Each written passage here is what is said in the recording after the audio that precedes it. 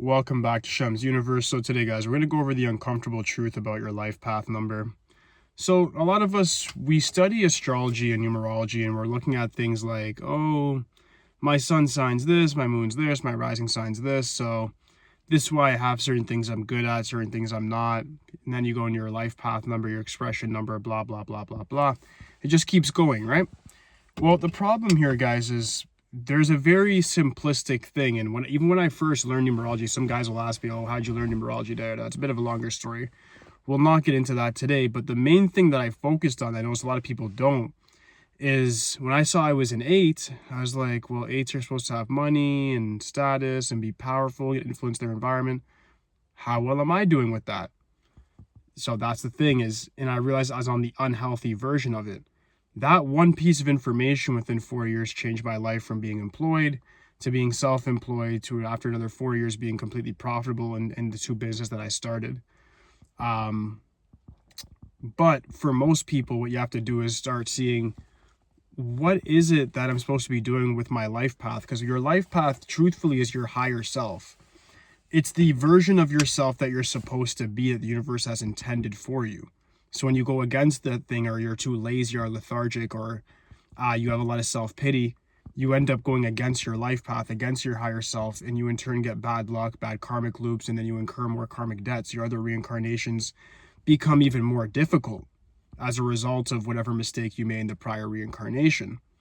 So there's a lot of different little glitches we've learned in numerology from a personality number perspective, what you attract, your expression number, what you're naturally good at, drawbacks, soul number, what's going to make you truly happy. Cool, but at the end of the day, the life path number is still the most important number by far, and here's why. Your life path number says who you should be and what your status essentially should be. And then as a result, if you hit your life path number standards, I would arguably say that you have passed this reincarnation's test. But if you're not hitting its standards, then you're failing. And there's no age bias here, nothing. It's a matter of either are you hitting it or are you not, right? So let's go 1 through 9. If you're a life path 1, you look, oh, I'm a life path 1, I'm a 28 over 1, I'm a 37 over 1, I'm a 46, I'm a 10 over 1, I'm a 19 over 1, whatever. I believe in Chaldean, Kabbalah, whatever, Chinese, not tropical, Pythagorean. It doesn't matter what you believe in. A life path 1 is meant to be a leader or an innovator. Are you either of those things, yes or no? That's how you know if you're successful. Are you a leader or innovator in what you're doing right now? Are you in your corporation? Are you at least a manager? Like, what are you actually doing if you're a life path 1? Like, do you do anything that pertains to life path 1? Do you have your own self-autonomy? Is somebody telling you what to do? If so, who and why? And then change things from there. Life path 2 or 11, okay, am I diplomatic? Am I influential? Am I helping other people via medical, spiritual, financial? 2s are the best advisors, consultants, the people that actually help with people in an interpersonal setting, and they can become very wealthy for that. How have you benefited mankind with your abilities? Are you benefiting anybody? Are you even benefiting yourself? What's happening? Especially as an 11 then too. What are you influencing? You're meant to be a healer. You're meant to be the wounded healer. Who are you healing? Have you even healed yourself from your trauma? Or are you just the permanent victim? For life path 3, who knows that you're creative? What have you actually done? Are you manifesting anything, particularly right now when it comes to fame and notoriety? Are you being recognized for your skill set, at least within your community, maybe within a social media group? What's happening? What's your goal? Because as a 3, 3s arguably is the prodigy. So 3 successful 3s are famous for something. They're famous for their skill, whether it be singing, dancing, writing, comedy, acting, sports. There's something you should be famous for. If you're not famous, if you're not recognized, if you're not appreciated by at least your community, a peer group, what have you, the world, you are not a successful life path 3. Life path 4, you guys are meant to be very wealthy people. You guys are meant to go after security, and in turn, that security brings you success. You guys have a lot of anxiety towards stability because your mind and your internal is unstable. If you're a 413 or a 22, then you should arguably be very well off when it comes to your financial dividends, and you should feel very secure. If you don't feel like you have like a year plan of savings already put in place, you already have all contingencies ready to go, then you are not fulfilling your role as a 4 by creating security for both yourself and the people around you. If you're not that stabilizing force, then you're not hitting your life path whatsoever, let alone if you're a 22 over 4, you're supposed to be building monster organizations or an ideology or something that's going to go past your mortal age limit, right? So you should be doing more. If you're a 22, you need to be immortal in the way in which you do things. Something that you do should be left behind. Life path 6 or 33, what are you doing in respects to family or creativity? Do you have a good relationship with your family? Have you created a good family? Are you utilizing your creativity? Are you healing other people? If you're saying no to any of those things, then you're not hitting the 6 whatsoever. Again, so 6s is a debatable one because 6 doesn't have to be musically inclined. A lot of 6s are, but you can take the family route, the legal route, the medical route.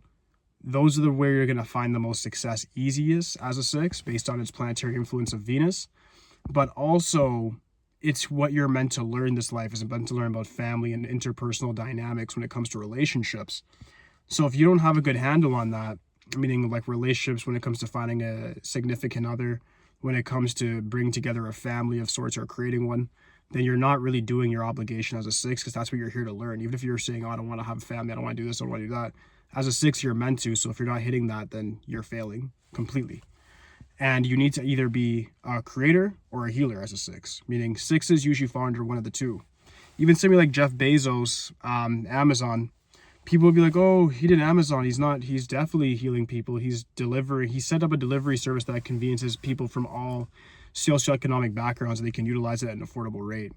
So he's benefiting society in a very crucial way, and he's healing people from otherwise being locked off from the global economy if they didn't have the financial means to bridge certain things over. So he's definitely a healer. Life path 7, if you don't have a good touch with your spirituality or belief system, or at least a set of principles, then you've failed. 7s are here to master something. What have you mastered? Is it at least spirituality? Is it at least religion? Have you studied, say, maybe master engineering, being a car mechanic? What are you doing? Martial arts? 7 is the number of mastery, so you need to figure out what you would like to master and then go ahead and do that. Number 8 is the number of self-actualization. Here's the uncomfortable one.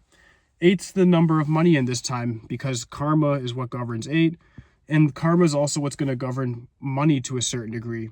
How you get money is debatable for sure, but the way in which you get money is the way you'll lose it. If you get it through crime, you'll lose it through law enforcement because we live in a dual universe. You'll lose it through different means or through the lifestyle you're living. If you get it righteously, that's going to be very hard to take it because you're building your house on the rock and not the sand. So when we look at the perspective of the 8, is do you have a good spiritual material balance? Are you a spiritual person, the way in which you can influence and manifest what you want? And then also, do you have the financial means to prove that you're competent? If you don't have those things, then you're a failure as an 8. It's simple as that. I don't want to hear, oh, I'm broke, but I'm a good 8. Like if you're broke, you're not a good 8. You're not there, right? Like you don't have the spirituality to actually manifest the things that you want. So in turn, you have not learned the lesson of the 8. It's as simple as that. Last but not least, we have the number 9. 9 is the number of completion. As a 9, you are here very similar to the number 7 when it comes to mastery, but you're here to influence something either at a micro or macro level. What are you choosing to influence? Is it a workplace? Is it a charitable organization? Is it via maybe being an athlete and motivating other people in that way? Personal training, coaching, politics. What are you choosing to influence? Is it going to be people? Is it going to be an ideology? Is it going to be a government? Is it going to be a judiciary? What are you choosing to influence in this time? That's the biggest question for you. And as soon as you figure that out, that's where you'll start hitting the hallmarks of the 9 by being that, what they'd call a humanitarian, which it's not. You just be that influencer, right? Because that's what the 9's all about, is a secret influence number. So the moment you actually choose to influence things, whether it be adamant or inanimate objects, that's when you start to channel your energy, that Martian energy of the 9. All right, so guys, this is very simple. Your life path, to put it quite simple, and the most uncomfortable truth is it's a success indicator.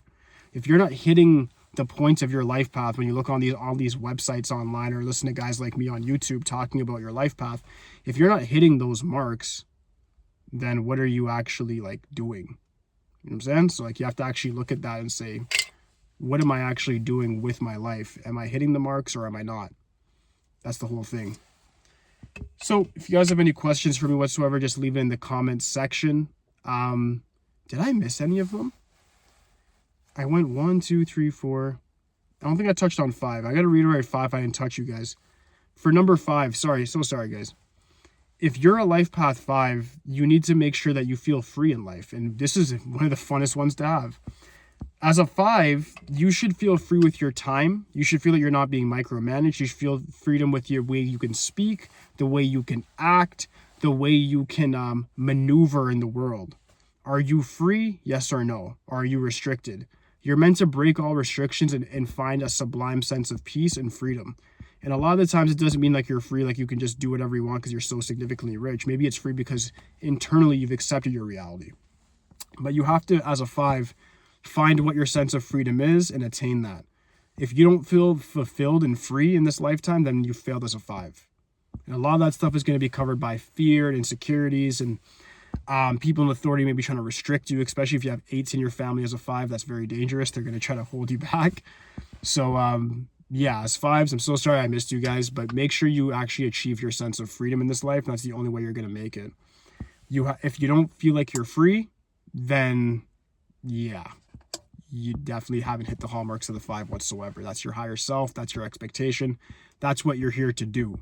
People don't realize that the life path, to conclude this now for real, is really just the summarization of what success looks like in your life. So if you're a life path 1, being a leader or innovator, 2, being a healer, 3, being famous, 4, finding stability through wealth, 5, having freedom, 6, being a healer or entertainer, 7, through spirituality, 8, through being financially wealthy, just like the 4 as well, except very monumentally known. Then 9, being an influencer. And I don't mean social media, I mean influencer in the sense of being from the government, social media, actor, whatever. You're meant to influence in your own specific way, but you have to influence. And your expression number will tell you more about how you go about getting your life path done. But nonetheless, are you hitting your life path, yes or no? And that's how you know if you're successful or not. All right, so that should conclude the video now for real, guys. If you have any questions for me, just leave in the comments section. Aside from that, like, subscribe, holla. That's it for today, guys. Peace.